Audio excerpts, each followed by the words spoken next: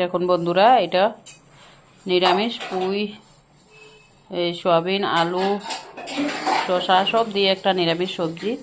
আর এখানে আলু পিটিকা, এখানে পনির, আলু দিয়ে ঝোল, এখানে ডাল, এখানে শাক।